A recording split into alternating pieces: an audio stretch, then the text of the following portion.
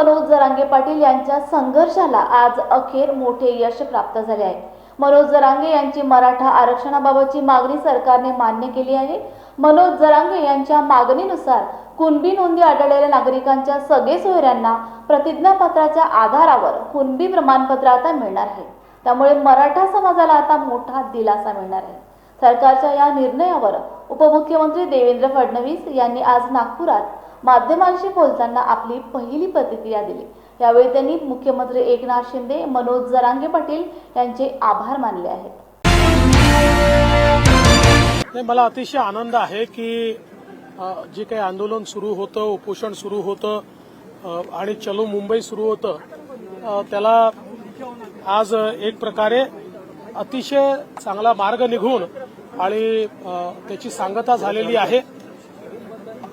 आमचे सन्माननीय मुख्यमंत्री श्री एकनाथ शिंदेजी यांच्या नेतृत्वात आमच्या सरकारने या संदर्भात एक अतिशय सकारात्मकता दाखवली होती आणि आज मला आनंद आहे की मुख्यमंत्र्यांच्या नेतृत्वात आज हा प्रश्न या ठिकाणी सुटलेला आहे।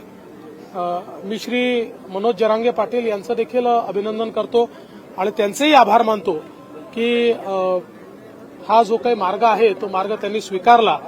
कारण आम्ही सुरुवातीपासून हे सांगण्याचा प्रयत्न करत होतो की जो काही मार्ग आहे तो आपल्याला कायदेशीर काढावा लागेल, कायद्याच्या आत राहून काढावा लागेल, संविधानाच्या आत राहून काढावा लागेल आणि म्हणून सरसकट आपल्याला करता येणार नाही। मात्र ज्यांच्याकडे नोंदी आहेत त्यांच्या रक्तनात्यातल्या लोकांना आपल्याला ते देता येईल आणि त्या संदर्भात सर्वोच्च न्यायालयाचे देखील आदेश आहेत, त्या संदर्भात संविधानाची देखील तरतूद आहे आणि त्यामुळे अशा प्रकारचा मार्ग जर निघाला तर त्यातनं ज्या काही अडचणी आहेत त्या अडचणी आपल्याला दूर करता येतील आणि मला आनंद वाटतो की हा जो काही मार्ग आहे तो मार्ग सरकारने त्या ठिकाणी स्वीकारला आणि आंदोलक असलेले श्री मनोज जरांगे पाटील यांनी देखील स्वीकारला। यामुळे मराठा समाजाचा एक मोठा प्रश्न देखील सुटणार आहे आणि त्याचसोबत सगळ्यात महत्वाचं जे आहे की ओबीसी बांधवांच्या मनामध्ये जी भीती होती की कुठेतरी आमच्यावर अन्याय होईल का, तर ओबीसी बांधवांवर देखील कुठलाही अन्याय आम्ही यामध्ये होऊ दिलेला नाही। त्यामुळे मला असं वाटतं की राज्यातल्या सगळ्या समाजांना न्याय देण्याचा जो प्रयत्न राज्य सरकारचा आहे त्यातनं आजचा अतिशय चांगला अशा प्रकारचा निर्णय घडलेला आहे। जो जीआर सांगितलं जात आहे त्याला 16 फेब्रुवारी पर्यंत एक हरकती आक्षेपची पण एक त्याच्यामध्ये तरतूद आहे। भुजबळ साहेबांनी काहीशी नाराजी व्यक्त केली आहे। नाही, असं आहे की आक्षेप वगैरे ही एक कार्यपद्धती असते, ती कार्यपद्धती त्या ठिकाणी जी काही असेल ती पूर्ण केली जाईल आणि भुजबळ साहेबांना देखील मी या निमित्ताने अतिशय स्पष्टपणे सांगू इच्छितो की कुठल्याही प्रकारे ओबीसींवर अन्याय होईल असा कुठलाही निर्णय राज्य सरकारने घेतलेला नाही। किंबहुना जी काही त्या ठिकाणी नोंदी असलेल्यांना प्रमाणपत्र मिळण्याकरता ज्या अडचणी येत होत्या त्या अडचणी आपण दूर केलेल्या आहेत। ज्यांच्या नोंदी नाहीत किंवा ज्यांच्याकडे कुठला पुरावा नाही अशा लोकांना देण्याच्या संदर्भातला निर्णय नाही आहे, तर ज्या लोकांचा खऱ्या अर्थानं कायदेशीरदृष्ट्या अधिकार होता पण त्यांना ते मिळत नव्हतं किंवा त्याच्यामध्ये खूप कार्यपद्धती क्लिष्ट होती किंवा कार्यपद्धती अशी होती की त्यांना ते मिळूच शकत नव्हतं, अशी कार्यपद्धती सोपी करून त्यांना मिळण्याचा रस्ता मोकळा केला आहे। त्यामुळे मला असं वाटतं की या सगळ्या गोष्टीचा अभ्यास केल्यानंतर भुजबळ साहेबांचं देखील या ठिकाणी समाधान होईल। कारण आमची पहिल्या दिवशीपासून भूमिका आहे की ओबीसी समाजावर अन्याय होऊ द्यायचाच नाही, त्यामुळे आम्ही तो होऊ दिलेला नाही। असं आहे की गुन्हे मागे घेण्याचा आदेश आम्ही दिलेला आहे आणि आंदोलनातले जे काही गुन्हे आहेत मग ते अंतरावली सराटीचे असो किंवा इतर ठिकाणचे असो ते गुन्हे निश्चितपणे मागे घेतले जातील। मात्र घर जाळण्याचे गुन्हे असतील, पोलिसांवर ज्या ठिकाणी ज्यांनी थेट हल्ला केलेला आहे किंवा डायरेक्ट आग लावली आहे, सरकारी बसेस जाळलेल्या आहेत, असे जे काही गुन्हे आहेत त्या गुन्ह्यांच्या संदर्भात आपल्याला माहिती आहे की कोर्टाचाच आदेश आहे की असे गुन्हे हे कोर्टाच्या आदेशाशिवाय परत घेता येत नाही। बाकी सगळे जे गुन्हे आहेत आंदोलनातले ते सगळे आम्ही परत घेतो। दिव्यांगांना घरकुल देण्यात यावे, मनपाच्या स्वनिधीतील 5% राखीव निधी खर्च करण्यात यावा, दिव्यांग सुधारित कायदा RPWD ऍक्ट 2016 ची अंमलबजावणी करण्यात यावी आदी मागण्यांसाठी दिव्यांग कल्याण कृती समितीच्या वतीने समितीचे संस्थापक राहुल साळवे यांच्या नेतृत्वात नांदेड शहर वाघाळा मनपा कार्यालयासमोर प्रजासत्ताक दिनी संविधानातील प्रास्ताविकेचे वाचन करून तीव्र धरणे आंदोलन करण्यात आले।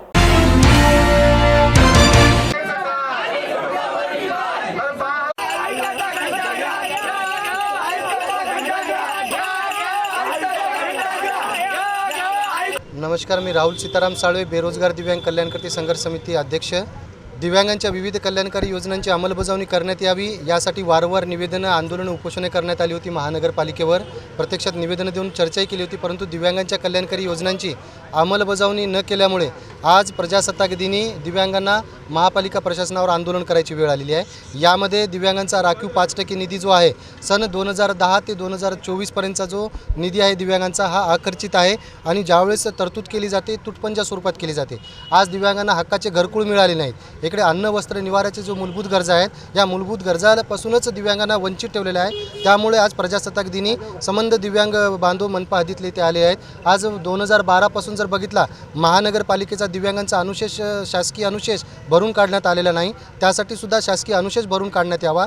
तसेच दिव्यांग हा माझा बेरोजगार दिव्यांग आहे, यांना स्वयंरोजगारीत होता यावं यासाठी मनपा हद्दीतल्या फुटपाथवर यांना स्वयंरोजगार करण्यासाठी 200 स्क्वेअर फीट जागा देण्यात यावी. महापालिका मुख्य कार्यालय आणि क्षेत्रीय कार्यालयामध्ये दिव्यांगासाठी कॅन्टीनसाठी जागा उपलब्ध करून देण्यात यावी आणि मनपा हद्दीतले जेवढे काही ताब्यातले जे गाळे आहेत, या गाळ्यामध्ये दिव्यांगांना राखीव गाळे ठेवून दिव्यांगांना स्वयंरोजगारासाठी देण्यात यावी, अशी मागणी हे सर्व शासन निर्णित मागण्या आहेत. या मागण्याच्या अनुषंगाची अंमलबजावणी 25 जानेवारीपर्यंत करण्यात यावी यासाठी आम्ही निवेदन दिले होते, भेटून चर्चाही केली होती. परंतु मनपा प्रशासनाने आमच्या निवेदनाची दखल न घेतल्यामुळे आज नाईलाजास्तव प्रजासत्ताक दिनी आज मनपा हद्दीतल्या बेरोजगार दिव्यांगांना मनपा प्रशासनावर धडकावं लागलं. आज सकाळपासून इथे पुढे आम्ही आंदोलन करत आहोत. कुठलाच अधिकारी कर्मचारी येत नाहीत. आत्ता कुठं निम्न स्तराचे उपायुक्त स्तरावरचे अधिकारी इथे आले आहेत आणि ते आम्हाला अजून परत आश्वासन देत आहेत. ही बाब त्यांच्या स्तरावरची नाहीच. आम्ही त्यांना भिक्षा मागत नाही, तर आम्हाला आमचा हक्क हवा आणि हे हक्क देण्यासाठी ते म्हणतात आमचं अकाउंट सेक्शनला आपली फाईल गेलेली आहे, आम्ही चर्चा करू. परंतु जर आयुक्तापेक्षा जर अकाउंट सेक्शन जर मोठा असेल तर खरंच आयुक्तांना बी थोडी दयाविया राहिलेली नाही. कारण आम्ही आता आमचा हा मोर्चा जो आहे आंदोलन, आम्ही आयुक्ताची अजून 15 मिनिट वाट बघणार आहोत. जर आयुक्त साहेब जर इथे नाही आले, कारण ह्या सर्व बाबी आयुक्त स्तरावरच्या आहेत.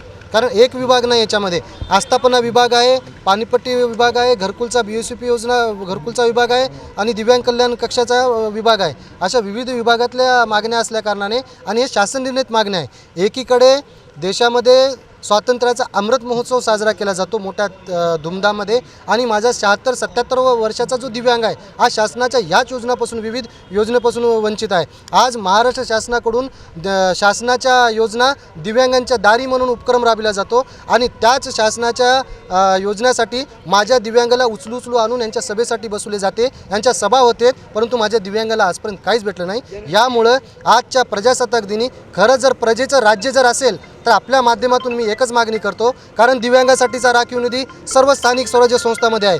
एवढंच नाही तर किंबहुना सर्व सामाजिक न्याय विभागाकडे सुद्धा स्वतंत्र निधी आहे आणि एवढंच नाही, महाराष्ट्र राज्यामध्ये दिव्यांग कल्याण विभाग मंत्रालयामध्ये स्थापन होणारं एकमेव महाराष्ट्र राज्य आहे. त्यामुळं माझी मागणी आपल्या माध्यमातून आहे, सर्व स्थानिक स्वराज्य संस्थांमध्ये दिव्यांगांना राजकीय आरक्षण द्या आणि आमदार, खासदार सर्व लोकसभा, विधानसभेमध्ये आणि त्या दिव्यांग कल्याण विभागामध्ये सचिवापासून ते क्लास 4 अधिकाऱ्यापर्यंत सर्व दिव्यांग कर्मचारी नेमण्यात यावे. तेव्हा जाऊन माझ्या महाराष्ट्रातल्या दिव्यांग बेरोजगार दिव्यांगांचा विकास होईल. यासाठी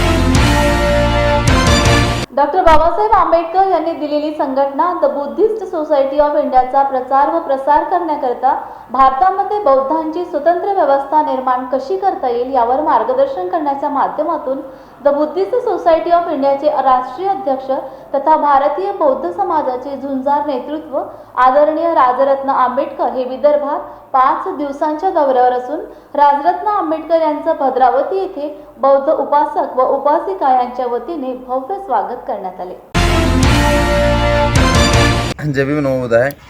डॉक्टर राजरत्न आंबेडकर साहेब यांचा हा 5 दिवसाचा विदर्भ दौरा आहे. या दौऱ्याच्या माध्यमातून या विदर्भामध्ये बौद्धांची स्वतंत्र व्यवस्था उभी करण्याचा जो अजेंडा आहे त्याच्यावर आधारित जागृती प्रबोधनाच्या माध्यमातून या विदर्भातील संपूर्ण 11 जिल्ह्यामध्ये संघटन वाढवून, संघटनेचे कार्यकर्त्यांची संख्या वाढवून या एरियामध्ये, या क्षेत्रामध्ये बौद्धांची व्यवस्था कशा प्रकारे उभी करता येईल, कार्यकर्त्यांना मार्गदर्शन करण्यासाठी डॉक्टर राजरत्न आंबेडकर साहेब या दौऱ्यावर आलेले आहेत. 24 जानेवारी ते 28 जानेवारी हा दौरा आपल्या या भागामध्ये आहे. यानंतर संपूर्ण महाराष्ट्रामध्ये हे दौरे असेच राहती तालुका स्तरावरचे कार्यक्रम आयोजित करून त्या माध्यमातून पदांची व्यवस्था कशा प्रकारे उभी करायची यावर प्रथमतः पहिल्या चरणामध्ये संघटनेच्या कार्यकर्त्यांना प्रबोधित करून त्यांना काम करण्यासाठी तयार करण्याचा मुद्दा आहे. त्यानंतर समाजामध्ये जागृती प्रबोधन करून या संपूर्ण अजेंड्यावर काम करण्यासाठी समाजाला तयार करण्यासाठी ही राधाकृष्ण आंबेडकर साहेब भूमिका घेऊन रस्त्यावर उतरलेली आहे. संविधानाची अंमलबजावणी 26 जानेवारी 1950 पासून झाली आणि आज 73 वर्ष पूर्ण होऊन 75th इयरमध्ये आम्ही पदार्पण करत आहोत, रनिंगमध्ये आहोत आणि त्याच अनुषंगाने भारतामध्ये बौद्धांची स्वतंत्र अर्थव्यवस्था उभी राहावी, भारतामध्ये बौद्धांची स्वतंत्र व्यवस्था उभी राहावी त्याकरिता आज विदर्भ दौरा आमचा सुरू आहे आणि लोकांना त्यांच्या अर्थव्यवस्थेसाठी कशा पद्धतीने आम्ही तयार करता येईल ते संपूर्ण विदर्भ दौऱ्यामध्ये मांडायचा प्रयत्न आम्ही करत आहोत. चंद्रपूरला कार्यक्रम आहे, त्यानंतर घुगुसला कार्यक्रम आहे, उद्या पुन्हा कारंजाला कार्यक्रम आहे. संपूर्ण महाराष्ट्रभर आणि देशभर कार्यक्रम सुरू आहे आणि या माध्यमातून लोकांना संविधानाप्रती जागरूक करण्याचं काम आम्ही करत आहोत आणि येणाऱ्या काळामध्ये कारण 2-3 महिन्यामध्ये इलेक्शन्स लागणार आहेत. त्या इलेक्शन्समध्ये जे धर्मांधतेवर आधारित असलेलं सरकार आहे या सरकारला संसदेपासून आणि सत्तेपासून दूर ठेवण्याचंही आव्हान आम्ही लोकांना करतो.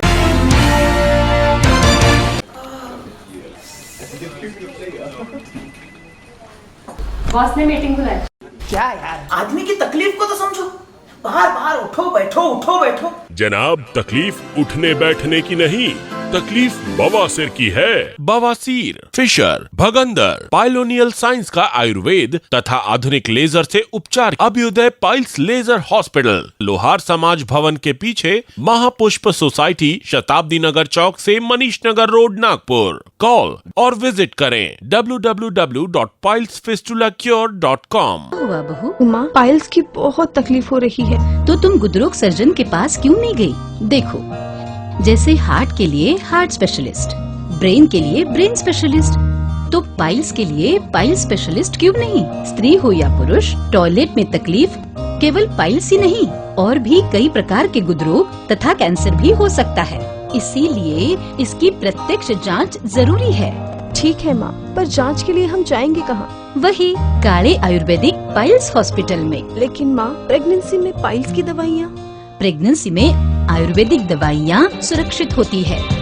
जनहित में जारी. काले आयुर्वेदिक पाइल्स हॉस्पिटल, औषधि चिकित्सा तथा सर्जरी ट्रीटमेंट उपलब्ध. हमारा पता उमरेड रोड, दिघौरी बस स्टॉप के पास, नागपुर. अधिक जानकारी के लिए वेबसाइट पर जाएं kalepailshospital.com.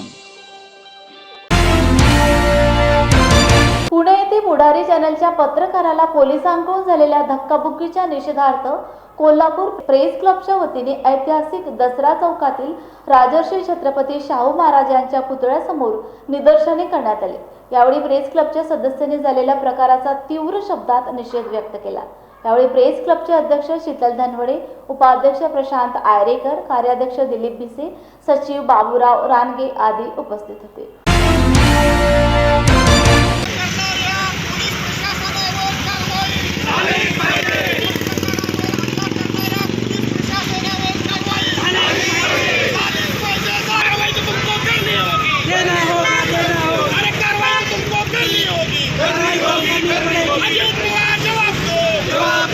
मी प्रकाश पाटील सोडकर, अखिल भारतीय मराठा महासंघ शहर संघटक. पुण्यामध्ये जी घटना घडलेली आहे ती निषेधार्ह आहे. पोलीस खात्यामध्ये ट्रेनिंग दिलं जातं की खवळ्याला समुद्र पण शांत करता आला पाहिजे त्या अधिकाऱ्याला. जर पत्रकारावर मारहाण होत असेल तर तो लोक ह्याचा म्हणजे चौथा खांब आहे तो ह्याच्यामध्ये आणि त्या पत्रकाराला मारहाण करणे म्हणजे जनतेमध्ये असंतोष पसरवणे, जेणेकरून जे पत्रकार मंडळी आहेत त्यांच्या भावनेला वाट करून देणे म्हणजे समाजामध्ये अराजकता माजवणे. जे सर्वसामान्यांना न्याय देतात, शेवटच्या श्वासापर्यंत स्वतःचा घराचा न विचार करता, मुलाबाळांचा, आपल्या बायकापर्यंत विचार न करता समाजामध्ये जे वाईट काही घडत असेल त्याचे डायरेक्ट चित्रीकरण समाजापुढे मांडतात. आणि त्यावेळी जर अशा पत्रकारावर जर कोणताही अधिकारी मारहाण करत असेल तर त्याला जे ट्रेनिंग दिलं जातं ते ट्रेनिंग घेतलेलं आहे ते त्यानं परिपूर्ण घेतलेलं नाही आहे आणि अशा त्या अधिकाऱ्याला त्या पदावर राहण्याचा अधिकार नाही आहे आणि त्याची चौकशी लावून त्याला तात्काळ गृहमंत्र्यांनी बडतप करावं. अन्यथा कोल्हापूरमध्ये उग्र आंदोलन आम्ही मराठा समाजाच्या तर्फे पत्रकारांच्या बरोबरीनं आम्ही लढा देऊन त्या अधिकाऱ्याला बडतप केल्याशिवाय राहणार नाही. आणखी निखिल करंदीकर कॅमेरामन यांना ज्या पद्धतीनं अमानुष मारहाण झाली त्याचे व्हिडिओ आम्ही बघितले. त्यांचे मोबाईल कॅमेरा आणखी बूम सुद्धा त्यांचे तोडण्यात आले. हा प्रकार म्हणजे आता आमच्या सहकार्याने सांगितल्या पद्धतीनं तुम्ही आंदोलकांना ताब्यात घ्यायचं सोडून तुम्ही पत्रकारांना जर ताब्यात घेऊन अशा प्रकारे मुस्कटदाबी करत असेला तर तो अक्षम्य अपराध आहे आणि तो लोकशाहीच्या चौथ्या स्तंभाला हा गुन्हा म्हणावा लागेल, आघात म्हणावा लागेल. आणि याचा आम्ही कोल्हापूर प्रेस क्लबच्या वतीने इथं कडाडून आणि जाहीर तीव्र शब्दात निषेध व्यक्त केलेला आहे. आणि ह्या संदर्भात संबंधित पोलीस अधिकारी आणि कर्मचारी पोलीस दलातील यांनी या पत्रकारांची ज्या प्रकारे मारहाण केली त्यांना तात्काळ बडतर्फ करण्यात यावं. बडतर्फ करून त्यांची चौकशी करून त्यांच्यावर पत्रकार संरक्षण कायद्यानुसार तात्काळ कारवाई करावी अशी मागणी आणि तसा आम्ही ठराव आज आमच्या निषेध सभेत केलेला आहे. अनेक वेळेला पत्रकार हे आपल्या वार्तांकनाच्या दरम्यान आपलं काम करत असतात. समोर घडणारी घटना चांगली असो, वाईट असो, आंदोलन असो, काही असो, जे काय आहे ते कव्हरेज करणं हे पत्रकारांचं काम असते. तेच काम ही पुण्यातले ज्ञानेश्वर आणि त्याचा सहकारी करत होते. पण पोलिसांनी ज्या पद्धतीने व्हिडिओ शूटिंगमध्ये आपल्याला दिसतंय की पोलिसांनी त्यांना बाजूला नेऊन त्यांच्या हातामधील साहित्य, कॅमेरा यांचे जे नुकसान केलेलं आहे हे चुकीचं आहे. कारण आंदोलनामध्ये जे काय चाललेलं आहे ते आंदोलनामध्ये चाललेलं आहे. त्या आंदोलकांच्यावर कारवाई करणं हे पोलिसांचं काम आहे, वार्तांकन करणं हे पत्रकारांचं काम आहे. आणि अशा पद्धतीने जर मीडियावर दबाव असेल, मीडियावर दबाव आणणे आणि त्यांच्यावर कारवाई करणे अशा काही गोष्टी होत असतील तर ते चुकीचं आहे. पुणे पोलिसांच्याकडून जी काही चूक झालेली आहे त्या कर्मचाऱ्यांच्यावर कारवाई झाली पाहिजे. कारण अशा पद्धतीने पत्रकारांच्यावर कारवाई करणं किंवा त्यांच्यावर कारवाई करणं हे अतिशय चुकीचं आहे. पत्रकार संरक्षण कायद्याअंतर्गत या कारवाई झाल्या पाहिजेत अशी मी मागणी करतो. बोधिसत्व विश्वरत्न भारतीय राज्यघटनेचे शिल्पकार परमपूज्य डॉक्टर बाबासाहेब आंबेडकर यांच्या पूर्णाकृती पुतळ्याच्या वर्धापन दिनानिमित्त बौद्ध सकल समिती घुग्गुस व नवबुद्ध स्मारक तथा बहुउद्देशीय समिती यांच्या संयुक्त विद्यमाने आयोजित 2 दिवसीय भव्य धम्म संमेलन पार पडले. चंद्रपूर जिल्ह्यातील घुग्गुस येथे पार पडलेल्या या संमेलनात युवकांच्या आर्थिक सक्षमीकरणाचा मार्ग तसेच भारतीय संविधान, स्त्रियांचा सर्वांगीण उत्थानाचा मार्ग या विषयावर मार्गदर्शन करण्यात आले. म्हणजे पहिली जर आपण प्रिएम्बल बघितलं तिथले जे इतके पण आपले शब्द आहे सेक्युलर, डेमोक्रेटिक, रिपब्लिक हे सगळे जर पाहिले तर त्याच्यासुद्धा स्त्रियांचा भाग येतो. पण सगळ्यात महत्त्वाचं म्हटलं तर आर्टिकल 15 जे पाहिलं तर नो डिस्क्रिमिनेशन म्हणजे कुठलाही भेदभाव करायचा नाही. रेस, कास्ट, रिलिजन आणि जेंडर म्हणजे स्त्री आणि पुरुष हा सुद्धा भेदभाव झाला नाही पाहिजे असा हा आर्टिकल 15 जेव्हा लागू होतो तेव्हा आपल्याला मतापासून तर नोकरीपर्यंतचा अधिकार मिळतो. तिथे सुद्धा आपल्याला भेदभाव होत नाही. म्हणजे आर्टिकल 15 हा खूप महत्त्वाचा आहे. तसंच आपण आर्टिकल 13 बघितलं तर बाबासाहेबांनी 25 डिसेंबरला जी मनुस्मृती जाळली त्याचा तो एक भाग आहे. बाबासाहेबांनी मनुस्मृती जाळताना विचार केला की हे केवळ शूद्र आणि बाकी लोकांच्या अगेन्स्टमध्ये नाही आहे तर ते स्त्रियांना नीच दाखवत आहे. पितृसत्ताक जी समाज निर्माण झाला आहे त्याच्या विरुद्ध बाबासाहेबांनी मनुस्मृती जाळताना काम केलेलं आहे. मनुस्मृती जाळून ते तिथपर्यंत थांबले नाहीत. त्यांनी आर्टिकल 13 घेतलं आहे. आर्टिकल 13 काय म्हणतं? आर्टिकल 13 म्हणतं की जी काही जुनी चालीरीती आहेत, रूढी आहेत त्या जर समाज हिताच्या विरुद्ध येत असतील, अगेन्स्टमध्ये येत असतील तर त्या संपवल्या पाहिजे. तर मनुस्मृती जाळून बाबासाहेब थांबले नाही. त्यांनी आर्टिकल 13 बनवलं आणि आर्टिकल 13 हे संविधानात टाकताना मनुस्मृतीसारख्या चालीरीती म्हणजे बालविवाह आहे, नंतर काय म्हणतात दुसऱ्या अजून पुरुषांनी जशा अनेक बायका करायच्या नाही अशा ज्या रूढी होत्या त्या संपवल्या. हे एक उदाहरण त्याचं आहे जेणेकरून स्त्रियांना मुक्ती मिळेल आणि जोपर्यंत स्त्रियाची स्वतःची सर्वांगीण विकास होत नाही समाजाचा विकास होणार नाही असं बाबासाहेबांचं म्हणणं होतं.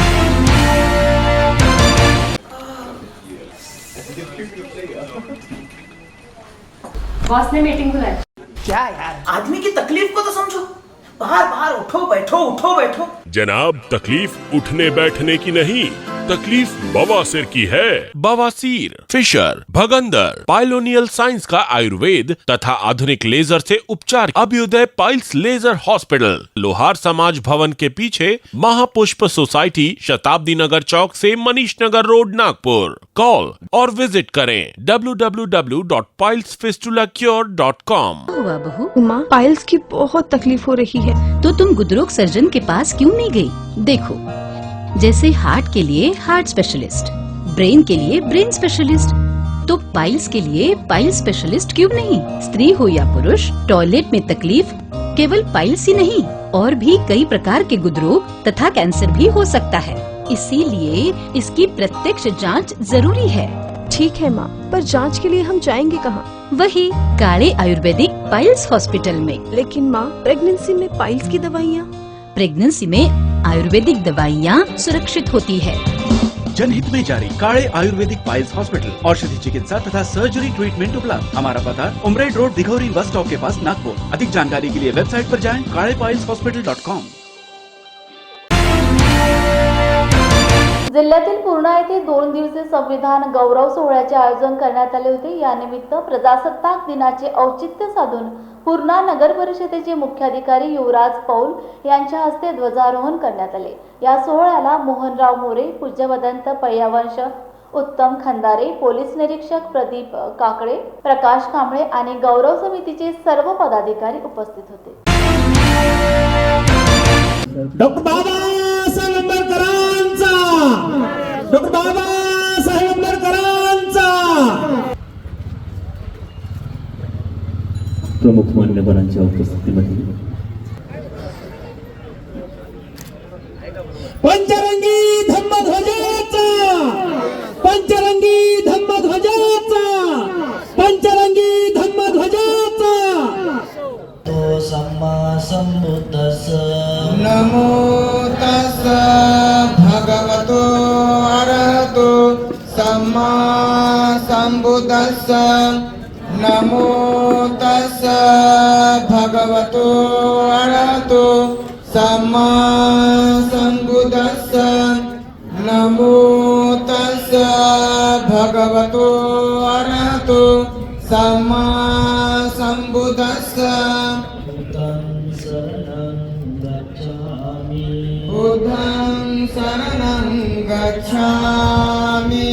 धम्मं शरणं गच्छामि, धम्मं शरणं गच्छामि, संघं शरणं गच्छामि, संघं शरणं गच्छामि।